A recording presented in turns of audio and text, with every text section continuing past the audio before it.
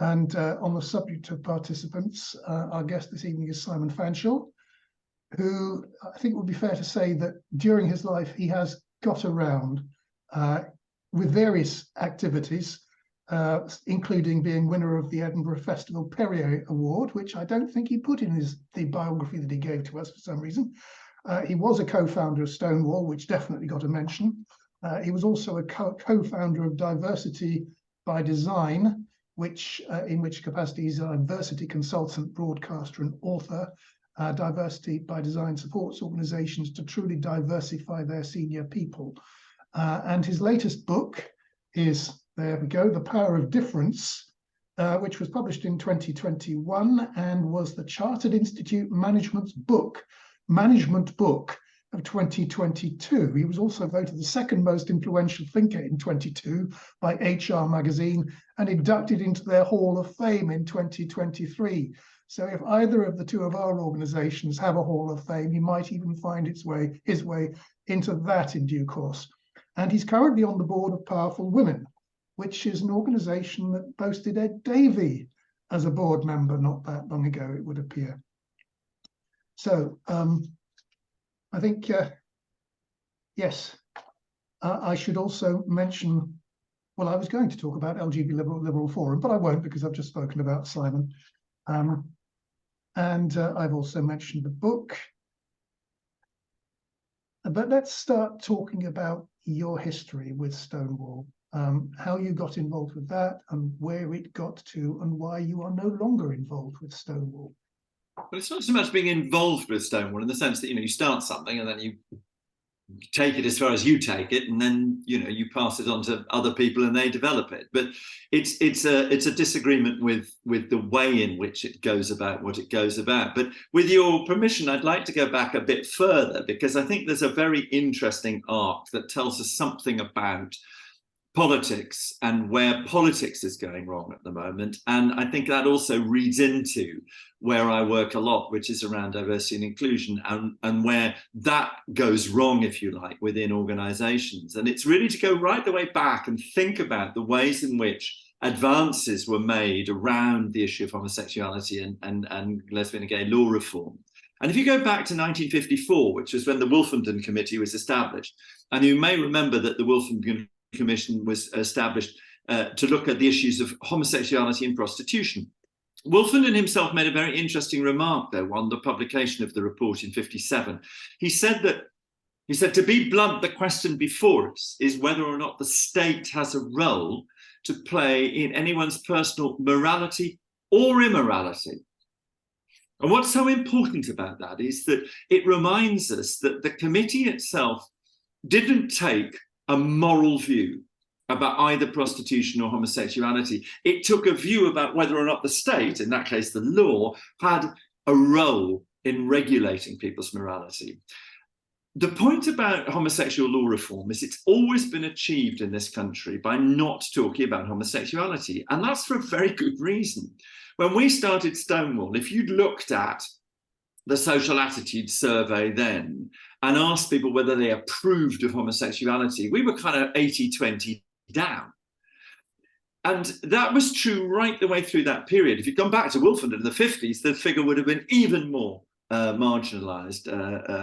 And if you looked at 1967, again, when the decriminalization of homosexuality happened, again, social attitudes were actually contrary to that. It was the radical impulse of Roy Jenkins and others to drive that as a social reform.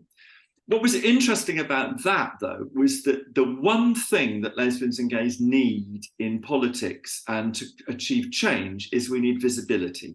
And the one thing that, notwithstanding it was partial decriminalization, there were conditions attached to it, but it gave visibility to people. They could actually be gay openly without being criminal if they lived up to the conditions. What happened then was this extraordinary flowering of all sorts of networks, whether they were gay yachting or, camping or, or campaign for homosexuality equality or, this range of stuff, lesbian knitting networks, all that stuff.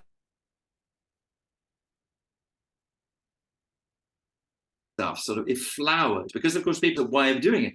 And those networks were very, very strong, and they were visible. And that's what gay people have got in politics. All we've got is that notion of visibility. So it's been quite interesting. And another theme of this is to look at the way actually the market has been incredibly important in homosexual law reform and in giving lesbians and gays a place in the world. Because actually, once you start looking at when you got into the 80s and so on, and you started looking at cheap brew, whoever thought that cheap brewery loans combined with some regeneration funds, you know, would make lesbians and gays an instrument of urban regeneration, Canal Street and Soho and so on and so forth. Anyway, so here you've got you've got Wolfenden. What's the role of the law? Not what is the morality of homosexuality, but what is the role of the law? Then you've got 67, you've got visibility. These networks emerge, and then the 80s comes. And the 80s was bookended by two significant events in the lives of lesbians and gays. In 1981, the first gay man died of AIDS in the UK. This was a monumental event because no one really cared apart from his friends, his family, and other gay men and lesbians. It was an isolated event. It was a deeply stigmatized, beginning of a deeply stigmatizing period. And lesbians and gays demonstrated I think an unexpected level of maturity in the response to the AIDS crisis. Huge levels of caring and buddying and personal support, particularly from lesbians. Incredible growth in expertise amongst activists in the most extraordinary way, where people became real experts in the causes of AIDS, the research on AIDS, and so on and so forth. And they pressured government with incredible levels of articulacy. And then, of course, the medical profession and the research profession. So you had this series of forces that came together where people were looking after each other in communities. The pressure was, the medics and the activists were pressuring for research, and then private philanthropy was coming in. And out of that developed the Terence Higgins Trust and so on. And those networks that were sort of hobbies or personal networks sprang into action. They sprang into action to support people and to campaign and to move AIDS into the mainstream. So that was the beginning of the 80s. But by the end of the 80s, that level of stigma, which you know, if you'd been decriminalized in 67, you thought was beginning to decline, that level of stigma started to grow. And so what you then found was 1987 was this thing called Section 28 of the Local Government Act. The key thing about that was that it wasn't really about us. It wasn't really about lesbians and gays. It was us as a stick to beat what you remember the tabloids called the loony left authorities, Haringey, Hackney, Brixton, and so on and so forth, Liverpool in the north and so on, who were, you know, big on social issues. They were big on race, big on women's issues, big on lesbian and gay issues. And it was really handy for those Tory councillors and people on the right wing of the Tory party to go around council estates, as they did in Brighton, saying, well, they're not painting your door because they're putting all that money into the gay pride. They're giving it all to the gays. We were a very handy tool. We always are, by the way. If you want to look liberal, some of my best friends are gay. If you want to do the dog whistle on the right, you go, the gays are taking our children or distorting the family or destroying marriage or whatever it is. We're a very handy political tool. And that was what was happening in 1987 to 9 when we then responded. And we responded again with a campaign that was not about homosexuality. It wasn't about the rights and wrongs, the virtues of homosexuality. We ran a freedom of expression campaign. We said, if Section 28 hits the statute book, and you'll remember the very peculiar phrasing of it, Section 28 prohibited the promotion of homosexuality as a pretended family relationship by public bodies. It was a very peculiar construction there. But what we did was we said, if you put that on the statute book, then what will happen is no Michelangelo in schools. No gay authors, no Oscar Wilde, no literature, no this, no. We ran a freedom of expression campaign that said, if you do this, it's not about gays, this is about a bigger issue. It's about a bigger civil rights issue. This is a societal issue. This is about what we want to look like as a society. And that was what stimulated the beginnings of Stonewall, because what we realized at that point was that while we had all the activist ability on the streets, so, you know, there was outrage and all that lot, you know, chucking feather boas over police and so on and so forth, all that was going gangbusters, that was all good. But what we didn't have was the disciplined ability to lobby Parliament, both houses, in a consistent and professional way. We just didn't have it. So what we decided to do was start Stonewall. It was a very particular thing that we wanted to do. It was a gap in the political market, if you like. And it was that consistent, slightly boring, rather dull, and people used to say very sort of, sell out, very kind of conformist, but it was what needed to be done if we were going to tackle the discriminatory legislation that sat on in the law books of the UK Parliament. And that's what we set about to do. So we set up an organisation that was equal men and women, and it explicitly had as its aim social and legislative equality for lesbians and gays. But it actually had as its heart and soul something which was not just about righting the wrong. I've always thought that what we did with Stonewall was we started a platform from which lesbians and gays could participate in the creation of and then being part of a society in which everybody wanted to live. So what we did was when we talked about equality, we talked about the age of consent. We didn't talk about sex. We talked about the age of consent being a way in which young people were divided against each other because they were treated differently under the law. And that meant that your children in school were treated in a way differently if they were gay from their friends who if they were straight. When we talked about the military, we talked about why would you stop a group of people serving in the military to defend their country? So we always found principles that were bigger than the issue. Remember back to Wolfenden, what is the role of the state in people's morality or immorality? Because still in 1989, if we'd gone to the wider public and said, do you approve of homosexuality? We would not have got there. We would not have got there. But if you go to the wider public and say, do you think this group of people, many of whom you know, by the way, should be discriminated against as a group, do you think that's fair? They go, no, of course it's not. And interestingly, it's always interesting when you look at the religions, almost all the religions, probably except the Quakers, have sections of their adherents and membership who take what my father used to call a very dim view of homosexuality. And, but nonetheless, if you say to them, do you think a group of people should be discriminated against under the law as a group?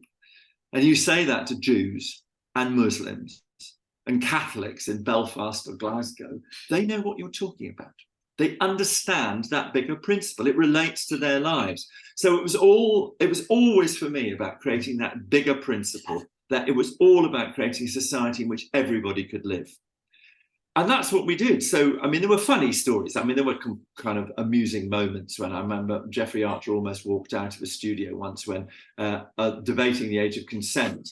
I managed to infuriate it by saying, what if one of your two sons, I said, who are both very handsome, I said, would you come and tell you that one of them was gay? And he absolutely exploded. And of course, I was deliberately trying to throw him off because it was just fun.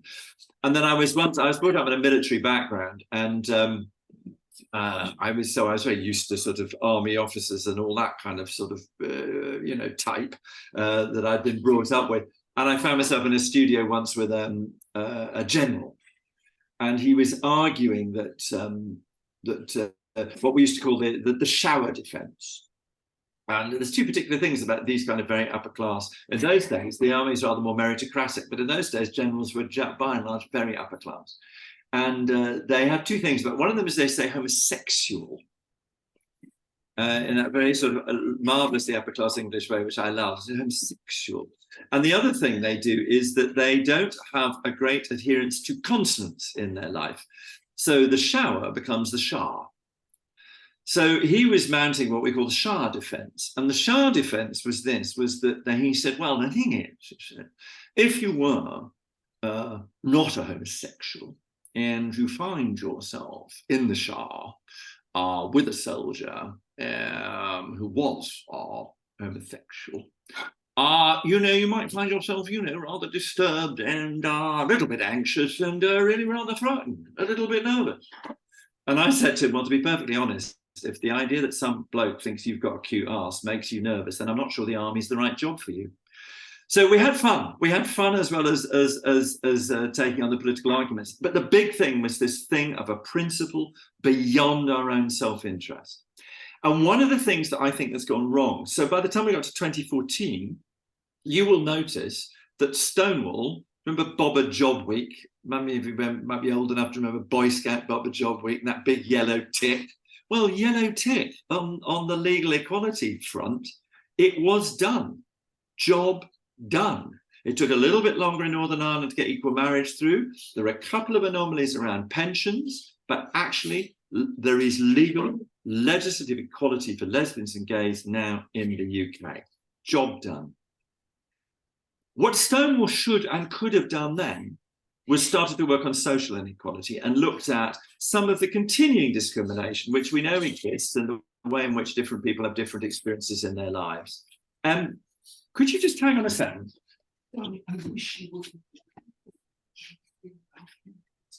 Sorry, my husband decided it'd be a good idea to clash and bang and do the washing up. So what actually Stonewall could have done was then devolved down to, I think, regionally and into towns and cities and countrysides and villages, and started forming those broad alliances that we had done nationally in those local areas, because that's the moment at which you can actually work with employers and big employers, public and private service, all sorts of organizations where you can build similar alliances. So that, I don't know whether you remember the controversy around personal sex education in the schools in Birmingham, but there was a big to-do some years back where a bunch of Muslim parents, working class Muslim parents, really felt they were being imposed upon, that they were having a kind of very liberal value set being imposed upon them by around this kind of education. And actually there was no one on the ground to mediate. So my view was that 2014 equal marriage, Stonewall could have done this fantastic job of building those national alliances locally and started to work on that kind of stuff and broker those bigger principles and alliances between people. But instead it decided to go national, and it decided to campaign on issues around gender. Fine, if that's what it decided to do. My argument with Stonewall has always been, though, that what it didn't do, it didn't set about to build broad alliances and reach solutions that created a world in which we all wanted to live or were able to live. It set about driving a single ideological view. And that is the tenor of politics at the moment. And you find that whether it's in relation to gender and gender identity, whether you'll find it in elements of race, and I work in organizations around diversity, and it is incredible how the notion of diversity is used now as a tool of conformity, that the idea of inclusion is used as a way of excluding people. So literally, inclusion then becomes, if you don't think like this, speak like this, and behave like this, we'll exclude you. So you have to start thinking like this. And so what's evolved is a big division. And we said, those of us who had been involved in the early days of Stonewall, we said to people who took that route in 2014, Ruth Hunt and others, we said to them, if you take that route, that ideological approach, you will divide lesbians and gays and trans people from each other. And so, sadly, it has turned out to be. Because there is not ideological agreement. But if actually they'd gone for solutions, which everybody could have lived with, they would have started to engage a whole range of people. But that's politics at the moment. The imposition of single views of issues, whether it's race, whether it's sexism, whether it's that stem from often the realignment of old imbalances. But if you look at, the decolonization agenda, and then you look at the way in which the National Trust kind of drove it, instead of going for the interesting stories which would enrich everybody's lives, what they did was they, to caricature it, they started telling poor 50-year-old, 60-year-old volunteers who'd been volunteering for the National Trust for a million years that they had to wear rainbow lanyards, and if they wouldn't do it, they were out. Well, that's no way to build politics. That's no way to build broad alliances around the good. And so my last point would be this, is that I think that what politics is fundamentally about is about building those broad alliances in the middle and isolating the extremes. And what we're faced with now, and Stonewall is a symptom of this, it's not a cause of it, it's a symptom of this. The extremes have been trying to isolate the centre, and the centre now has to find some way of fighting back. So that's why I depart from the way in which Stonewall goes about what it goes about. I haven't been on the board for many, many years, But I think that the way in which it went about politics tells us a great deal about the way in which you achieve social change, and then also the way in which you achieve change in organizations and communities. Right. Well, thank you, Simon. There's quite a lot there to get our teeth into. It's interesting that you were saying, which I had forgotten about, that Stonewall responded to Section 27 with a freedom of expression campaign, because, of course, Stonewall now is going in rather the opposite direction. Well, that's the danger. But I mean, as I say, I think that's a symptom, not a cause. You know, you'll find it is peculiar that if you look, for instance, at the defense of academic freedom in universities, I mean, how come the left surrendered that to the right? I mean, this is extraordinary. If you look at some of the main voices defending academic freedom at the moment in universities, I mean, set aside questions, there are some questions around the way in which the particular legislation does it, the effect you may think it has on the autonomy of institutions. Set that aside for a minute. The vocal voices in defense of academic freedom are essentially right-wing voices. And the people who've been penalized by the left have been those particularly gender-critical women in universities, the Joe Phoenixes of the world, Kathleen Stock, and so on and so forth. Tend to be left-wing voices. Yes. Yes. But why do you think this has all been so successful? And Stonewall and Mermaids and others establishing a gender ideology as a powerful force in the UK. It is unquestionably a very powerful force with huge institutional clout. And perhaps, rather more hopefully, is that formula now really failing, and why? Well, I think there are two or three elements of why it happened. I think that there is and has been a lot of guilt around, oh my God, we got it so wrong about the gays, we better get it right about this next lot. And I think that's quite genuine. I think that's particularly true of people on the right, actually. I think that's particularly true of the Tory party. And it's worth remembering that a lot of this emanated from the Women's Equality Committee in the Commons, which was run by Maria Miller, a Conservative MP, and she is largely responsible for making this something that became a kind of legislative norm, or at least, or proposed legislative norm. So I think that's one thing, but I think there's a very odd dynamic that goes on. I see it in companies the whole time, which is that senior executives appear to be like very nervous parents who can't say no to their teenage children. So the staff groups have become very, very powerful, and they threaten the management, and in the sense that they don't do it overtly. They just say this is what's going to happen, and the management, I keep on saying to chief execs, look, you've got to be really careful here. If you impose this single ideology, the effect of that will be to divide your staff. And if you want all of your staff to be comfortable at work, then you're going to have to think about that you don't do diversity training, which, according to a chief exec of a NHS trust who I worked with the other day, when he said to me at the end of the session I did with them, which was about trying to relate their diversity objectives to the achievement of their strategy, he said, God, that was a bit different. I said, what did they do last time? Some diversity trainer turned up and lined them all up against the wall and said, take a step forward if you're white, take a step forward if you're male, take a step forward if you're middle class. And it's called the walk of privilege. And what ends up with is all the black women at the back of the room and all the white blokes at the front of the room. And I said to him, how did you feel after that? And he said, well, demoralized. I said, did anything change? He said, no. People just felt really depressed. Now, so that's what I'm saying. This attitude, the imposition of a set of values. And the thing that I find so frustrating about it is you think, hang on, everybody, by 20 whatever, we've been, this agenda, this liberal with a small L agenda of social change have been pretty damn successful. We were kind of winning. So it's odd that actually both, well, sorry, I'm answering two questions at once. Why did it become this? One was a deliberate strategic attempt by those certain small group of people behind the Gender Recognition Act and others, and there's a document that lays this out, which is on the public domain. They set out to shelter trans issues under gay issues, which were more popular. So they sought to create an equivalence, and that was a strategic decision that was made. And because the grown-ups then got scared of the children, they didn't know what, so they went along with something, the implications of which they didn't understand.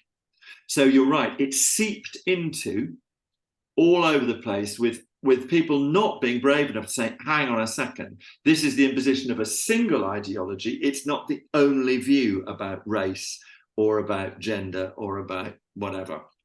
And, you know, it's constantly, it's this imposition that makes it, I think your second question is it a pattern that's failing? Well, yes, it's beginning to, but my goodness me, it's sown itself into very, very deeply. And the thing that I always get annoyed about with this is I don't know a single gender critical person who doesn't think that trans people ought to be discriminated against. Everybody I know on the gender critical side is quite clear that people who are trans should not be discriminated against in employment, in housing, on the streets, and so on and so forth. It's quite clear, and they're protected under the Equality Act by the protected characteristic of gender reassignment, and that is absolutely fair and right. So no one's saying that should disappear. What people are anxious about is the idea of the imposition of an ideology which says that if you're gender non-conforming, you might be the opposite sex, and then driving you down a single route. Now, maybe that some people need to go down that route, but we need to provide young people, for instance, with the capacity, the opportunity, the confidence to make decisions over a good period of time about irreversible things for the rest of their lives. So if, as you're saying, it's going to be quite difficult to change things, everything is so embedded now, what can gender critical groups, including ourselves, do better to try to affect that change, to make it happen? Are there things that we are making a mess of at the moment?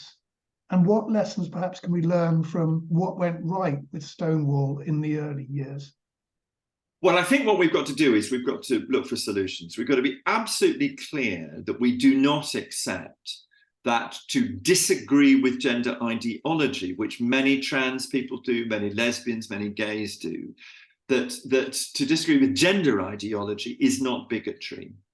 So if I say, for instance, biology matters and there are two biological sexes, I refute that that is a bigoted position, as do many trans people. That actually sex does matter. It matters when young girls are female genitally mutilated. That does not happen to boys, that happens to biological girls. There are muscular advantages in sport that happen as a result of being male, and male lung capacity, strength, and muscular development, even pre-puberty, but certainly post-puberty. So in other words, sex actually matters. Now, that's not a bigoted position. That's the statement of a reality. Now, what we now have to do is say, how do we create spaces and sports and others where men and women and trans people can all participate in ways that are fair and give people access to what they want to do? So I went to Brighton Dome and the other day, where I used to be on the board, and there's a development which is the Corn Exchange and the Studio Theatre. Beautiful new development. I commend it to you all. Come down and visit. And I went to the loo, and there were 3 loos. There was a women's loo, and it said cubicles, baby changing. There was a men's loo, and it said cubicles, urinals, and baby changing. And there was a gender neutral loo. And I think it said cubicles, urinals, and baby changing, but I can't quite remember. But it was really clear. So there is nothing wrong with saying trans women are trans women. That is an incredible story. If you're a trans woman, the fact that you're a trans woman, that is a really interesting story. So my friend Jackie Gavin is an extraordinary trans woman. She's been Jackie for 30 years. And before that, she was called Scott. So she was Scott until she was 20. She went through puberty as Scott. And I remember doing a panel with Jackie once, and somebody said, oh, I get very confused with all this and whatever, and I don't know what to do. And Jackie said, look, just take a deep breath. Here's the thing. She said, I wouldn't be here if it wasn't for Scott's bravery. He's part of me. I carry him everywhere I go. And the audience just came towards her because she told the real story. So your question was, what can we do? Number one is speak up kindly with warmth and clarity. Speak up. It is not transphobic to say that there are two sexes and that you think that's important, and therefore we need a conversation to find the solutions. I don't have the solutions. I've spent the last however many years saying we need to have those conversations. So that'd be the number one thing. And don't be scared of that, and don't allow people to put you in the bracket. Secondly, remember that thing. Let's isolate the extremes and build in the middle. Let's build a society we all want to live in. So let's look for solutions that work for everybody, is what I would say. And in terms of your own party, you've got to stand up, both electorally and I think ideologically, and remind yourselves what liberal principles are about. And they are about disagreeing well. And, to be told that you're bigoted because you want to disagree is not in the great tradition of the Liberal Party. You just mentioned a number of points where the differences between the sexes are real and create problems that need to be, or realities that need to be addressed by any sensible society. The problem there is that all of the things that you just said are described as dog whistles. And that's part of the role of delegitimization, which seems to be a key element in ideological attack these days. You attack the integrity and the motives of those who hold different beliefs rather than arguing with their views. You write about that in the book, of course. And we get that in the Liberal Democrats every time we raise our voices. It doesn't make us particularly special, except that those of us who raise our heads above the parapet have to have a certain kind of bravery, unless we do so accidentally, of course, which can happen. It's like a reflex action for many of the more vocal party members, some of them very senior, to go on the personal attack every time rather than addressing the issues. It is a huge problem within our party, and of course, it's a huge problem in many other spheres. Is that actually making friends for those campaigners? Is that going to sound its own death knell? If not, do you see a way out of this for our society as a whole? Well, I do think, it is interesting, isn't it, that if you watch the change in the Labour Party recently. So quite clearly, the mess in Scotland played a role in that. Because the legislation that was proposed by the SNP and others, Labour in Scotland, of course, as well, and the Greens in Scotland, was for self-ID. In other words, a process which required no diagnosis, simply accreditation of some form, self-accredited, and you would go to the post office, the government office, whatever, and you would get a certificate, and that would entitle you in legal and all forms to be a woman. And it was complicated by a judgment, my lady Justice Haldane, that said that given the contradiction in the law, the Gender Recognition Act does entitle some people to be treated legally as women, notwithstanding that biologically they're not women. And so therefore she said that the contradictory state of the law at the moment is that you can't say that a woman can't be biologically male, because in legal terms, there can be biological males who've got gender recognition certificates. So there's a tangle. But that tangle came very quickly home to roost, didn't it? When somebody took advantage of self-ID to claim that she, Isla Blair, was the rapist, claimed that she was now Isla Blair and wanted to go to a women's prison. And everybody said it, and the SNP went, oh, no, we judged it on a case-by-case basis. And you go, well, hang on a second. You're either, the thing about self-ID is it's a bit like being pregnant. You can't be partly self-ID. You've either got a process of self-ID or you haven't, and that's what the legislation suggested.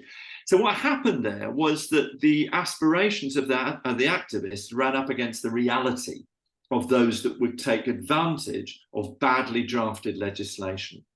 And that's the problem with self-ID. It's the same problem with the attempts to outlaw so-called conversion therapy. Now, conversion therapy in the minds of most people is that what happens is somebody says, I'm gay, and the next thing they know, mother's got the priest round, and then he's being ambushing a kid from behind the door. I'm talking about a friend of mine, and sprinkling the holy water on them. Now, that's conversion therapy. That's what people think conversion therapy is. But the minute you then imply that any talking therapy to a child who says that they are trans is conversion therapy, you're in a very, very dangerous situation where you've got very badly drafted laws. And in Canada and Australia, what's happening is that there are dangers now where talking therapy is becoming illegal. in certain situations, or potentially illegal. So bad legislation produces bad solutions because it allows people to take malign advantage of it. So that's what I think we've got to do. We've got to argue the rational case and say, look, there are people, a relatively few, tiny number of people who will need to take advantage of some kind of gender recognition certificate or whatever. But actually, we need a much bigger conversation about what are the right solutions. And I think the way to say it is to say, look, do we accept the word of a child without question on anything else? And do we also accept the word of a child to make a decision about something that is irreversible in their life? So I would say no, we would give that child the support, the space, the room to think about what they need, and we would pour research money into it until we understood the effect of puberty blockers, prescribing testosterone, and so on and so forth. We wouldn't take an ideological view of what is essentially a medical and research matter. So I think what we've got to do is we've got to go on arguing that there's a rational way of proceeding through these things, which is about choice for young people. It's about not discriminating against people, adults at work and so on and so forth, but that young people deserve the choice about their lives and future. So there's this phrase, Gillick competence. You may remember that this is a phrase that was used about whether or not a 16-year-old girl was competent to use contraceptive. And her mother, a Catholic, Victoria Gillick, said that she should have control over this daughter's choice. And they decided there's this thing called Gillick competence. But the point about Gillick competence is that if you're competent to make a decision, that doesn't cover all decisions.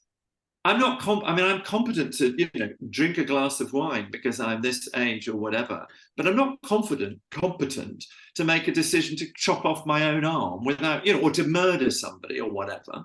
In other words, competence doesn't cover every decision. It's competence to make a certain decision. Do children understand the irreversibility of what they're deciding, were they to go down a single medical route? Now, I think we owe it to kids and young people to give them the tools to make sure that they really are certain that that's what they want to do with their lives. And there are many, many detransitioner stories at the moment of people who weren't given that opportunity. And we should listen to those and say, hang on a second, difficult as it may be to go through puberty, what is the right thing for us to give kids the opportunity to live the fullest lives that they can when they get out the other end? So I think we constantly just have to patiently put these rational arguments and not accept that we're the bigots, but accept actually we're the ones providing choice. We're the ones providing support for young people. We're the ones who actually mind about young people rather than about ideology. We're the ones who think seriously about the effect of these things. We're not just pursuing our own ideological obsession. I know it's tough. And when that happens, I tell you, you will be called a bigot and a Nazi. I was called a gay Quisling the other day. I know, we have to remind people that Quislings were the fascist Norwegians who collaborated with the Nazis. And I thought, well, really? And after a while, actually, you realize that that is just the most mad rhetoric. So isolate the extremes and find as many people in the middle who are prepared to have a conversation about it. Because, look, I have gradations. I will, for instance, socially, I'm relatively happy in talking to, when I talk about Jackie Gavin, my friend, I call Jackie and I refer to her as she. I always did. Some people think that's wrong. Oh, okay, there's a discussion about that. Let's have that discussion. We're familiar with the concept of being called fascists. I've had that shouted at me from a fairly senior member of the English Party while I was standing at the conference podium in the spring, and Zoe actually got something similar that same evening when she was at the podium, and from pretty much the same people. So yes, it gets very up close and personal to us sometimes. We have a rule in our house: first person to mention Hitler loses the argument. That seems like a fairly sensible one. One thing that's encouraging is you spoke about children and Gillick competence and the need to give them the space to work out their feelings. I was looking at a survey from last year which I was reminded of by our president, Mark Pack, president of the Liberal Democrats, not president of our two associations, who was pointing out that trans rights are more popular with women than with men, despite the fact that we're all saying that, quote, trans rights are supposedly anti-women, and that a solid majority of women supports having trans women in women's toilets. And this is the second time he's quoted that survey, and this time he unaccountably forgot to provide any kind of link to the original survey, but I already have it from the last time. So I took a look at that survey, and I noted that there's a solid majority of women against having intact males in their changing rooms, and there's a much bigger majority of women against having them in their changing rooms, so toilets and changing rooms, and there's an absolutely massive majority among women against having children under the age of 16 being given puberty blockers, sex hormones, and having gender surgery. So we aren't losing the argument with the public on this one, and the progression is very much in our direction as well on almost all of these. And if you look, you're absolutely right. If you look at the British Social Attitudes Survey, I mean, what happens is people say, do you think that trans people should be discriminated against? Of course, people say no in huge numbers, as they should. You know, great British public, jolly, you know, by and large, pretty fair people. But the minute you then break it down, it switches. And the reason it switches is for very good reasons. Is that and it is interesting actually. I did an event with Jackie the other day, and some people very kindly gave us supper beforehand, and there were two, bunch of guests, and two women, Jackie and two other women, went off to the loo, and I went off to the loo, and I said to a woman friend of mine who came to the event afterwards, it's interesting, wasn't it? It didn't occur to any of us to question that Jackie should somehow not go to the women's loo. I mean, it just didn't cross anybody's mind. And my friend said, yes, she said, that's because there used to be a social contract. And actually you find this a lot. If you talk to people, they'll say, oh God, yeah, we've had trans people that work for absolutely ages. Everybody just used to get on with it. The problem comes when you break the contract. The problem comes when you have activists, not trans people, but you have trans activists standing in the loo, taking pictures of themselves, aggressively trying to occupy the space. That's when it gets problematic, I think, is you break down the social contract. And similarly in sport, there's just a deep sense of unfairness that if you've got that kind of male-bodied advantage, then you just shouldn't be knocking women off the podium. It's not. But it is interesting. Why is it that seemingly reasonable people just go along with this? And it feels to me like they're more interested in what they look like than in what society looks like. They're more interested in themselves and how they appear than they are in the value or the interaction of their arguments to create a better place. And it is, in the end, very narcissistic, this kind of argument, because it's not really about the facts. It is about feeling that you want to, this extraordinary phrase, the right side of history. Really? I mean, who decided that? I mean, and what's the idea that we're on the right or the wrong side of this thing called history, which moves in a uniform direction towards wherever? I thought we'd all got rather used to the fact that doesn't happen.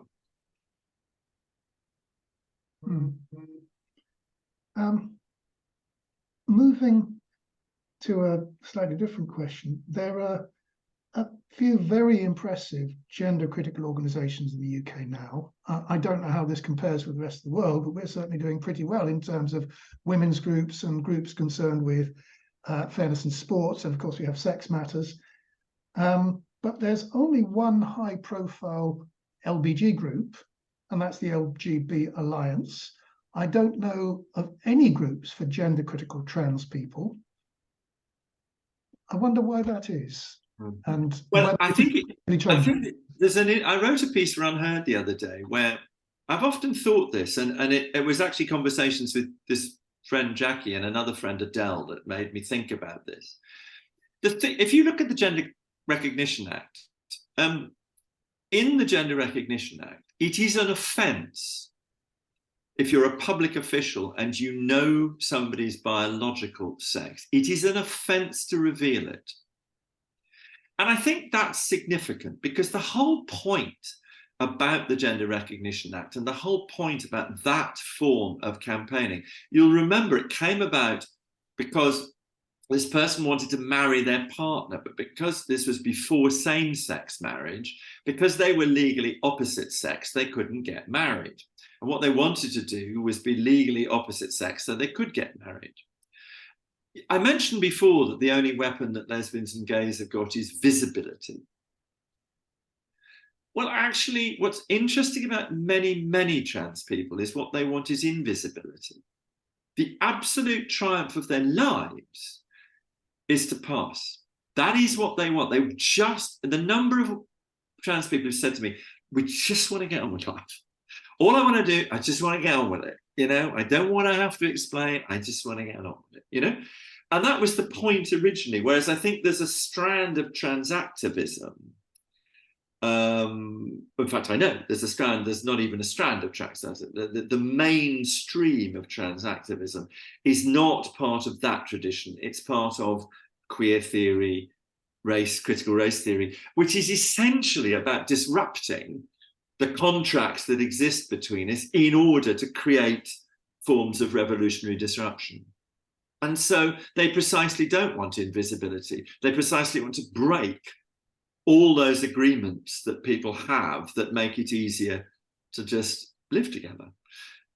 So that's one of the big divisions. And so you have this curious thing that the loudest voices are the disruptors, but actually the people who in many ways are the other voice of trans, they precisely don't want to come out. They don't want to speak up. They don't want to be visible. That's the point.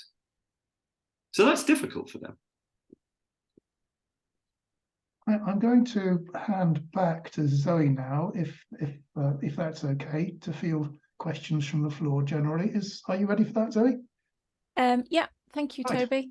Thank you, Simon. Really, really interesting. We've got a number of questions in the chat. So the first one, they've asked me if I can ask the question. So Simon, how do you think that corporate CSR ESG pressures in companies have helped or hindered diversity in the workplace, please? And if it has had a chilling effect on employees? I think that unwittingly, what happened was that people tended to see diversity and inclusion of these issues as kind of minority issues. So there was an idea that, you know, companies were doing what they were doing and that minorities were being excluded. And so these staff groups started. And as I said before, that there was a sense that they were kind of rebalancing some kind of power imbalance that excluded them. There's no doubt about it that certain groups of people have a less good time at work than other groups of people. We have clients, many, many clients. I remember one big corporate food retailer. We got a commission really to find out what the experience of women was in their estates department. And it was not good. I mean, it was the drip, drip, drip of everyday sexism. And, you know, it was one of those difficult things where there were no particular events that were egregious. It was the build up. You know, it was like the pile driver of those daily kind of annoyances, you know. Oh, lovely dress, you know. Oh, can't I? And the great one was, you know, can I just pay a compliment to a woman? And you go, well, okay, but here's the thing. A compliment is defined by how it's received, not by how it's intended. So could you go and find out from women what they like having said to them and try and say more of that? Because I think you'll find women at work like to be talked about work when they're at work, not shoes and frocks. So you have those kind of things, you know, but there was this sense that somehow diversity was all about this imbalance and balance. The way I've always framed it is actually what it's really about. It's about this combination of difference. So you have to do these two things. You have to look at deficits, which is where people are not having a good time or they're not being promoted. And the data's there, and I'm not saying that doesn't happen. There is absolute clarity about the fact that there are less women and less people who are not white at the top of the British industry than there are in the middle and below. So we know there's a problem. But the question is that it's not just about that. It is also about valuing those voices and understanding that when you do promote them, there's a real dividend. So you've got the diversity deficits and the diversity dividends. One of the problems has been that if in diversity you just concentrate on the deficits, you tend to disempower those people because you see them as being discriminated against only. You don't see the power of their voices. You don't see the power of the talent and different perspectives they potentially are bringing, and so on and so forth. So it's easy to marginalize them further by precisely what you hoped would stop marginalizing them. So you've got to change that narrative. So to some extent, indeed, this notion of diversity concentrating on minority disadvantage tended to reinforce that. And in lots of different ways. I mean, there's a whole section in the book about flexible working for women, and it's really interesting. It reinforces a narrative that it's women who need more time at home with the kids. Well, I don't think women love their children more than men. I don't think that's the issue. The issue is who takes advantage of that because they feel the obligation to do so. And then how do they get disadvantaged because they're working flexibly? So you're right. So to some extent, we've had to unpick the way in which it's going. And the inclusion thing has become very dangerous because it has been, and you saw it with the Farage-Coates thing. Whatever you think about Nigel Farage, and I had this argument with a friend, very middle-class example, is at dinner on Saturday. But inevitably, she was going, oh, yeah, but I hate Farage. I was going, I don't care if you hate Farage, Joe. If he can't bank with a bank because of his views, what point is someone going to tell you can't do something because of your views? That cannot be a principle that we maintain, that inclusion is the basis on which we exclude people. So then what happens is you get into this whole idea where people use the concept of safety and they link it to language. So the idea that words can make you feel unsafe. Well, what we have in these difficulties, when we have situations in companies, we have clashes, we have difficulties, we bump up against each other, we clash, we stumble with each other, we say things that upset each other. My question to companies is always, yeah, but what do you want out of that? Do you want to point and punish? Is that what you want to do? Or do you want to create a circumstance in which that doesn't happen anymore because everybody understands more? So I think part of the problem is that it's become a set of rules and prohibitions, and that doesn't help dialogue. And once you stop dialogue in companies, then what you do is you severely affect collaboration. So I think it has been quite damaging in some ways, but it's we have great clients actually, and we get the clients who want to unpick this stuff and find the kind of value and beauty in it. So. Yeah, I worry about it. I write quite a lot about this in the Sunday Times. So if you read those columns, then hurrah. Brilliant. Thank you, Simon. A quick question from me, actually. It sort of builds on that. Do you believe in this concept of microaggressions, or do you think it contributes to the policing of each other? What I worry about is that around diversity and inclusion has grown up a language which is, I think, possibly deliberately exclusive. In other words, if you talk about microaggressions, or you talk about intersectionality, you talk about privilege, these are all words which certain groups of people use, but no one in ordinary speech uses them. So the effect of that, I think, is to say, you see, now I know about diversity and I'm going to teach you now. And it ends up in that ghastly phrase, educate yourself, the most patronizing phrase. So I think what we need to do is talk in very real human language, the way people actually talk to each other. So things like, well, that upset me. That pissed me off. That annoyed me. So you can of course you can call them microaggressions if you want, but no one says, oh, that was a microaggression. I mean, they do a bit now, but actually if you say, look, that pissed me off, and here's the thing, I'd quite like you to know why, and the other person's like, oh, sorry, didn't realize, tell me, well, there you got conversation, haven't you? But if what you do is start to fence this stuff off, then I think what you do is you stop conversation, because you alienate people from this thing that's diversity and inclusion as if it's this special thing. And here's the thing, we're all different. We can't understand each other. We blunder about with each other. Anybody who's in a relationship will know that. You wake up in the morning, look at your partner and think, I have no idea who you are. And there are other moments when you wake up in the morning and you look at your partner and you think, I know exactly who you are. We don't know each other. We can't understand each other. We can try. So we blunder. So of course we're going to get into these clashes. The thing to do is to learn from them and enjoy them, not in some way make it a set of prohibitions. Okay. Thank you, Simon. That's really interesting. I've got a comment here from Debbie. Debbie, are you still on? Do you want to speak to Simon about your comment about the British Army?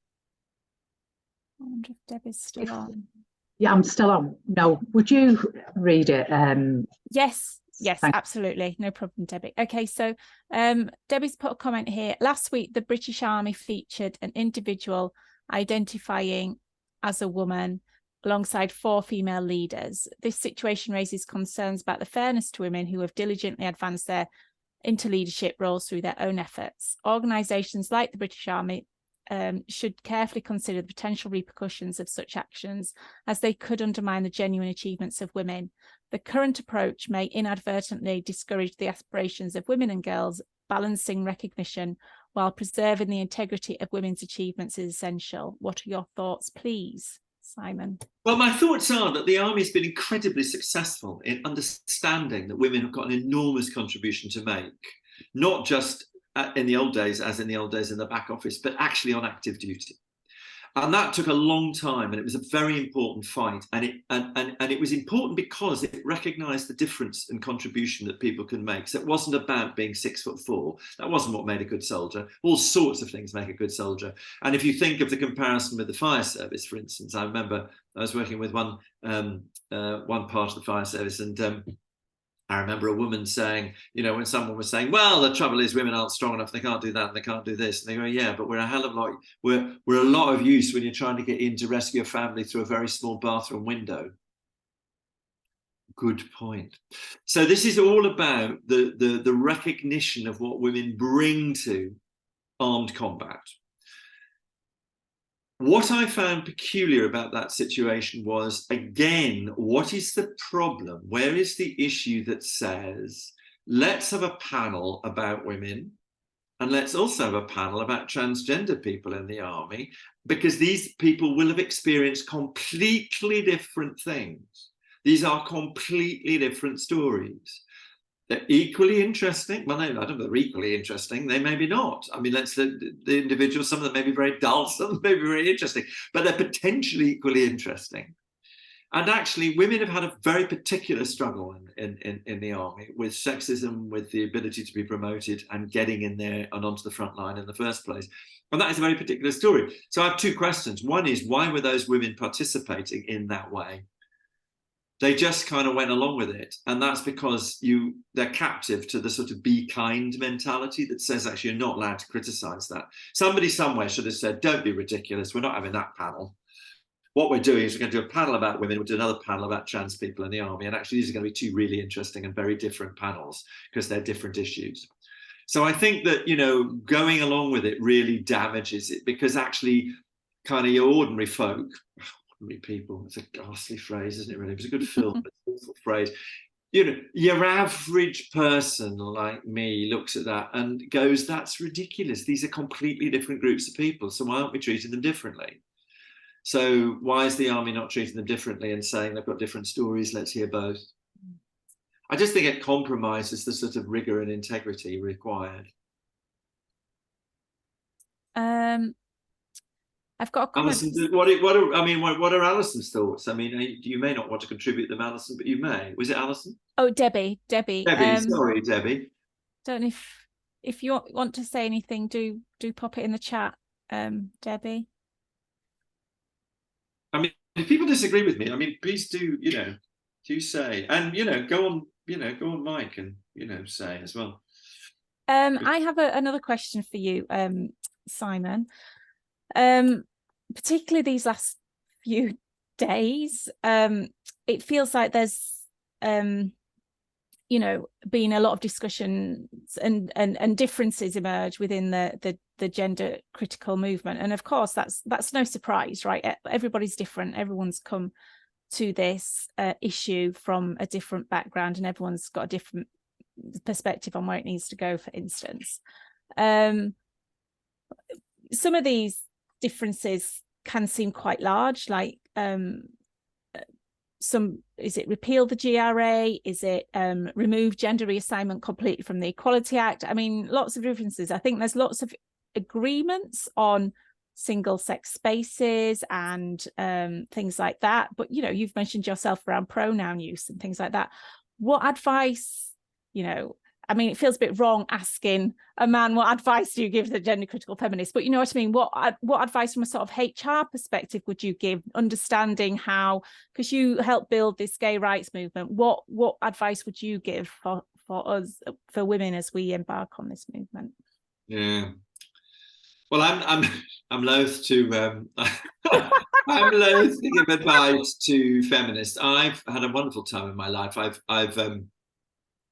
I've always spent a lot of time with women who don't center me in their lives. So they love me dearly, but they really don't give a shit what I think.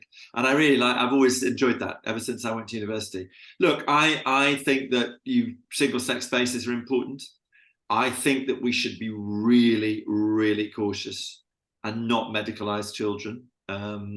I think that trans people should be treated with respect and dignity. And you know, those are absolutely clear thoughts of mine. I'm quite practical as a politician, not as a politician, but as a political activist, or whatever the hell I am, in politics. And I think that, you know, I think calling for the repeal of the GRAs, I wouldn't think that was the right thing to do. I think we need a solution.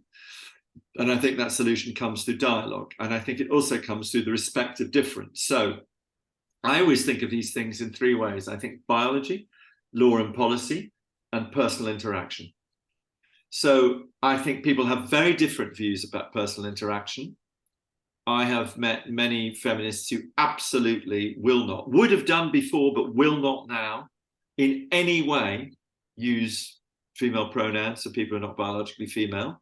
I don't take that view, but I'm not going to have an argument with somebody about their personal preference. I would say it's good to try and treat people well, but equally, I don't think as a trans person who adopts pronouns, or as a binary person, or whatever you want to call yourself, who adopts pronouns, I don't think you could demand that other people participate in your universe. I think that's a matter of personal choice and negotiation. That'd be my view. That's not everybody's view. It's my view. I think when it comes to law and policy, we have to reach good policies. And self-ID is not a good basis for policy. The medicalization of gender identity is not a good basis for policy. And the reason for that is we do not have the research base that tells us the effect of irreversible drugs on young people. We do not have that research base, and Hilary Cass, this is not me speaking, Hilary Cass is running the inquiry into the Tavistock and so on. She has said that very, very clearly. So I think in public policy, I think it's dangerous, as Hilary Cass has said too, to start socially transitioning children at school. I think it's potentially very difficult because kids are experimenting. So I think if they want to do it, that's probably an experiment, that's fine. But the idea you institutionalize it in a school and you punish kids. I live in Brighton and Hove. Kids are punished for misgendering other kids or teachers. Not acceptable. Not acceptable. These must be matters of choice. When it comes to law and policy, we have to be really clear about the basis for it.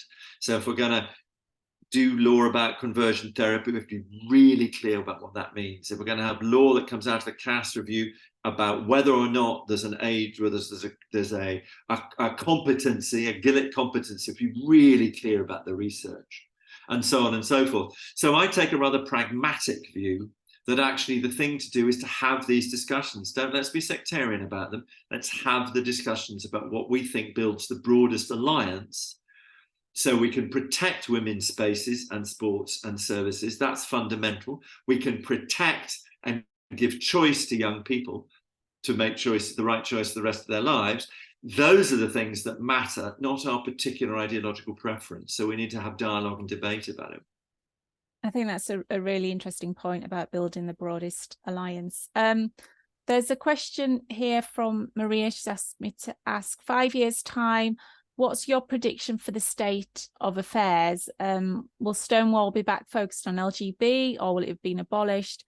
And will political parties be allowing debate without consequences? So if you can get in your time machine for us, Simon. Well, Stonewall is interesting, isn't it? So Stonewall has a chief executive who argues this ideological view which is summed up by this acceptance without exception, which is effectively a polite way of saying no debate, we're not debating, that's it.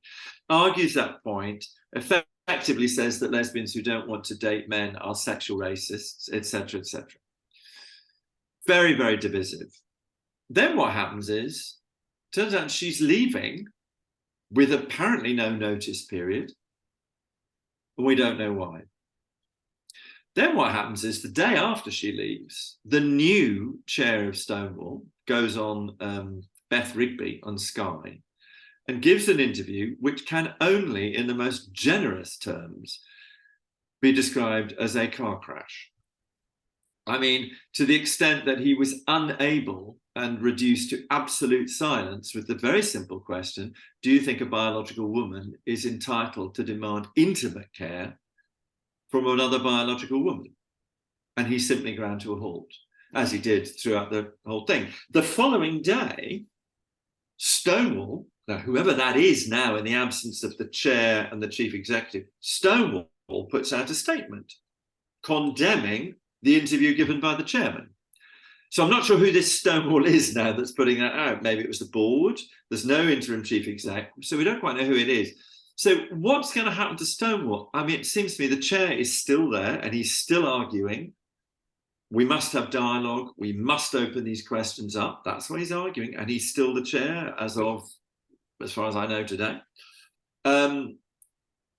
So the direction of Stonewall is a little bit difficult to work out. It's a bit difficult to read the runes. I think that there's no doubt about it that there is a fatigue for the Stonewall indexes amongst quite a lot of businesses, but equally the amount of noise that's caused by trying to leave the Stonewall index can be quite loud, and managing directors and chief execs who've got carbon net zero, the challenges of inflation, the economy going wherever it's going, etc., etc. Frankly, it's the least of their problems, and they don't want that noise, and so they choose to ignore it. So that will happen by attrition if it happens at all. There's no doubt about it that the credibility of Stonewall has been dented, which is a shame because that was the thing that we built. That was what we built. That was the tool that we used. And Angela Mason, the brilliant chief exec of Stonewall, who really achieved the strategy that got the changes, credibility was all. So I think it's an interesting question about what will happen, where it will go. I don't see at the moment it being able to turn around in a sort of 180 degree. We can only hope that it will become more open to discussion and more opening to representing all lesbians and gays and trans people rather than just one section of them. Because what it does is it says we're the lesbian and gay community charity, but actually it only represents one section of opinion there. Mm-hmm. They've lost a lot of money too, so that's interesting. That will obviously determine some of their choices. I think the political parties, I mean, I think the Scotland issue really did show up the electoral penalty of taking extreme views about this stuff, because the public's not with you. As Toby just demonstrated with that polling, the public isn't there. The public won't go with women's sports and spaces and services being compromised in that way, because they know what it's like to be in a single-sex ward or have intimate care from somebody else who's also a woman biologically. They won't tolerate that, and so I think political parties will realise that actually it's not electorally very successful to go down that route. So I really hope that there's a broader sense of negotiation and, again, reaching decent legislative settlement. I mean, that's what we want from political parties. We don't want them driving mad strategies. We want them thinking about how we can produce law that produces the greater good, you know? So I can't really predict, but I can read the runes a little bit. Yours is the only party now that clings officially to a strategy that now certainly the Labour and Tory, be interesting to see where the SNP goes in the end. The Greens, well, I think they do cling to it, and you know they will continue to argue that, but they're not a significant electoral force, at least in parliamentary terms, not in England anyway. Yeah. Well, we'll keep going. Don't worry, Simon. So there's a few more questions. So Rachel, you've asked a question here. Do you want to ask it, Rachel? Oh, I don't know if Rachel's still there. Okay, so Rachel's asked, why aren't more spaces or services being suggested? Women, men, trans men, etc. Why are women and girls being forced to take the burden for this? You know, women. You know, Sorry, we're always asked to just ask it again. Say, why aren't more spaces or services being suggested for women, men, trans women, trans men, etc.? So separate services rather than asking women and girls to budge up and take the burden. Well, I think that's what's going to happen, isn't it? I mean, what will happen? I mean, Rape Crisis have taken the view, is it Rape Crisis or Women's Aid? No, I think it's Women's Aid have taken the view that it's now a devolved decision as to whether you run separate services or you have a single service for women and trans women. So in other words, there's scope there to run separate or amalgamated services. In Brighton and Hove, we don't have a women-only service any longer for domestic violence. So I think there are changes. I think it is happening. I think it's partly related to what I was saying before, is that I think that actually for trans campaigners, those who are not trans activists, actually, it's not where they feel most comfortable being out and about there. That's not what they want to do. So I think that presents quite a dilemma for people. And the loudest voices on the trans side are for what they would call inclusive services, which is what I would call exclusive services. In other words, services that actually potentially exclude women because they include biological men. So the loudest voices out there are arguing for those. So I think that's probably why we're not getting a more creative response. But I think it is beginning to happen, I think. But I think women are very concerned at the moment to defend women's only spaces, so there's not much energy around. And it is interesting that those that argue for mixed spaces have not devoted energy to creating those separate mixed spaces. They have devoted their energy to trying to take over the women only spaces. Yeah. And I think they often talk about othering, don't they, if they have to use other spaces. But I've got a question here from Emily now. How damaging or dangerous is the uptick in the term identifying as gay, lesbian or bi over that I am LGB? Could it bring about a degradation of same-sex protections, given that it seems to intertwine and conflate gender with sex, which could destabilise the protected characteristic of same-sex protections? I love your questions. They're so fascinating and articulate. I think the whole notion of identity is a fascinating one. One of the bits of research that I discovered in writing the book was the use of the term identity in the way that we now use it, as in this thing that you have, is very, very recent. And it dates really from Erik Erikson, the great Swedish psychologist, who talked about it in relation to adolescence and the idea of adolescence being a search for your identity. And it's funny, you know, when I was a comic years ago, I wrote this joke. I said, my nephew, I said, he's gone to India to find himself. I said, but he wasn't there, so he came back. And you realize you write these jokes and they turn out to be a bit prescient, because it turns out actually there's this, it's a very peculiar idea that there is this thing, this identity thing, and you kind of have it and you've sort of got to find it. That it is like a modern version of the soul. So I find the idea that you identify as quite peculiar, because the other thing is you're allowed to identify as certain things, but you're not allowed to identify as certain other things. So, for instance, you are allowed to identify as a woman, apparently, or as a man. You're not allowed to, if you're white, to identify as black or as Asian. So it is kind of quite a kind of gate-kept notion, this identity. So I think that by and large, it's a dangerous notion that you somehow can create yourself by a process that's almost magic, of self-assertion. I am. And it's really interesting, isn't it, that when you look at personal happiness, well-being at work, therapy. We're all on a spectrum. Somehow we're all ill in some way of a mental health spectrum. We're all, you know, and it becomes this extraordinary thing where everything's about I, and then there's been this huge transition from we to me. And so that, you know, that great phrase, the personal is political. And it feels to me like the political's become personal. So instead of talking about whether society's happy or whether society's healthy, all people are interested in now is whether I'm healthy, whether I'm happy. And that feels to me the ultimate example of that is saying, I identify as. You're literally creating your world out of your own assertion. And that feels quite bizarre, really, because certainly I don't sense that. I mean, this is something that gender ideologists sometimes say to this. Everybody's got a gender, you know, identity. And you say, oh, have they? Oh, everybody's got one. And that's in my control, is it? And they go, yeah, absolutely. No, that's your thing. You self-defined. You define what it is. And I go, well, I haven't got one. And they go, yes, you have. You go, hang on a second. I thought you said that it was mine. And there's a real contradiction there, because actually you can't define it. That's the difference. It's like the soul.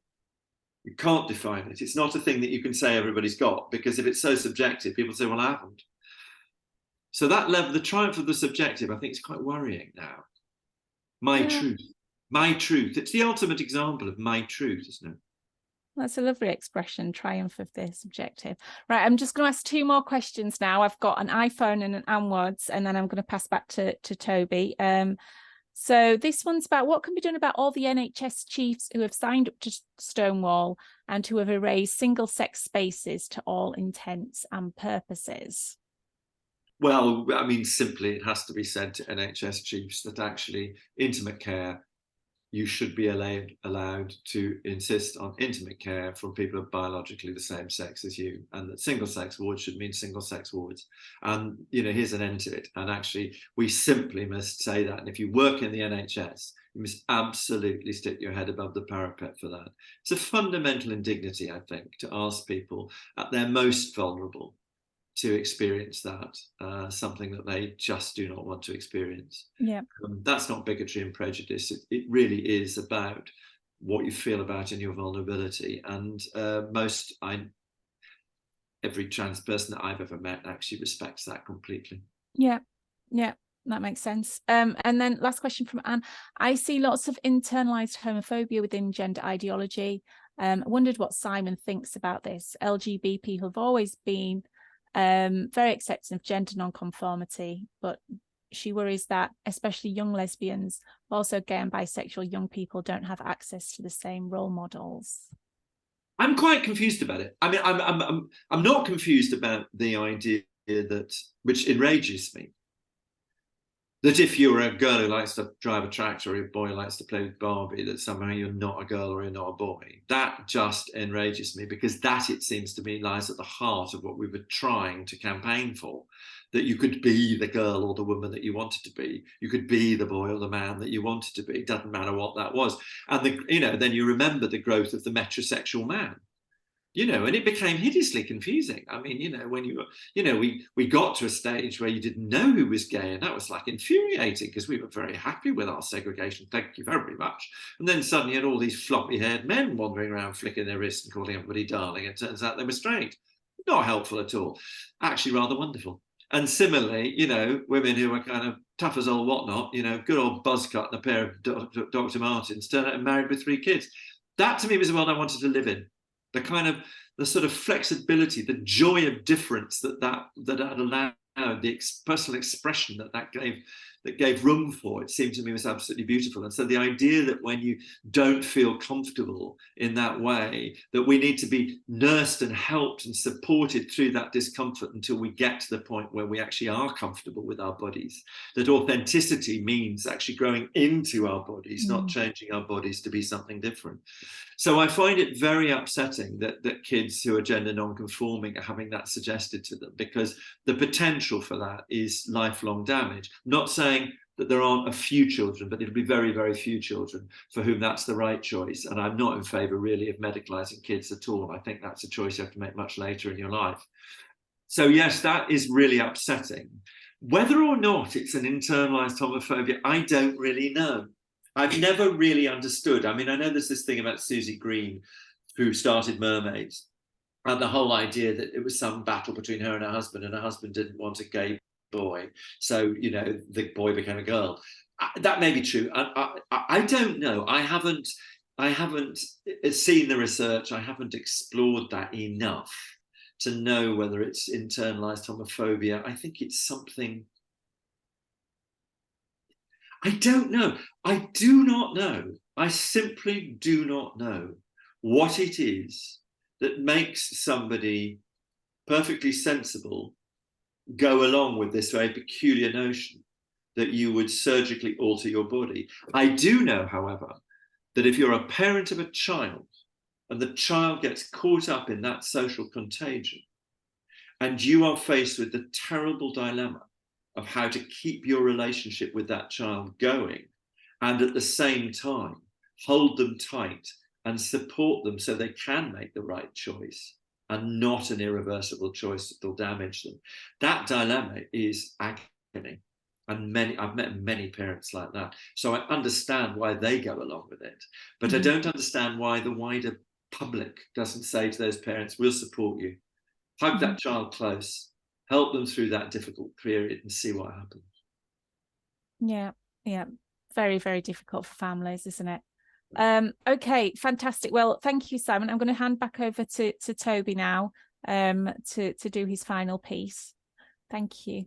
Thank you. Thank you for all the questions, everybody. Oh, I feel like I've bored you with the sound of my own voice, but there we go. Yeah. Well, we have 5 fewer participants now than we did at our peak, so I don't think we're doing. Who are they? I want their names, Toby. I want them now to be put into the town square. I'm afraid rules prohibit. I don't make the rules. Thank you anyway, Simon, for your massive contribution, and I'm sure we'll be getting further opportunities to hear from you one way or another. Of course, it is also worth recommending this book. I was expecting to find it very, very hard work because I'm a slow reader.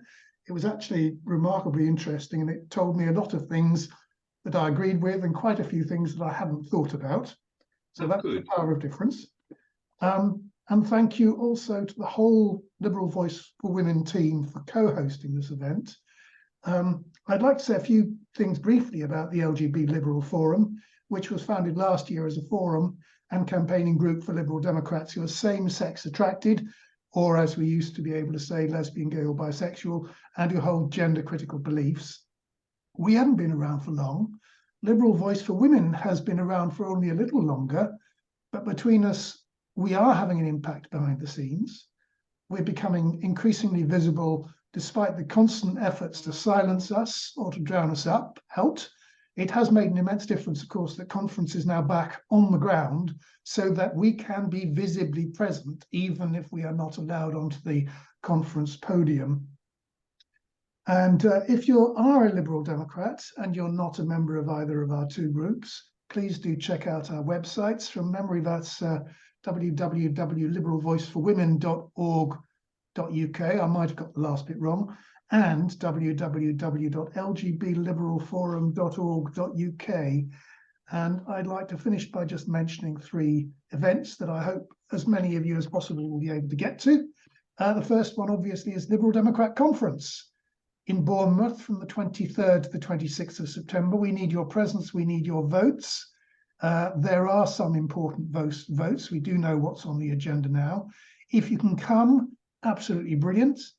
If you can't, you can register online and listen to the debates and cast your votes, so you can participate in the process and in the making of policy and in important changes to the party constitution. So I strongly recommend that to everybody. There's also the Filia Women's Rights Conference in Glasgow from the 13th to the 15th of October, and the LGB Alliance Conference on the 27th. Last year, these events occurred on 3 successive days, which is a bit unfortunate. People had to take a bus from the LGB Alliance Conference, missing the disco, in order to get to the Filia Conference starting the following day. That's not happening this year. They're coordinated rather better. So I recommend all 3 of these events, and I hope that we'll see some of you at those. And with that, I think we can sign off.